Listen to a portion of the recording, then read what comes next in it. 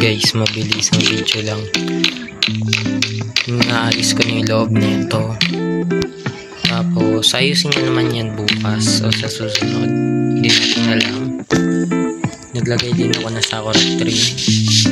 Kung yung tour hindi ko napakita yung loob ni Hero, ito yung loob niya.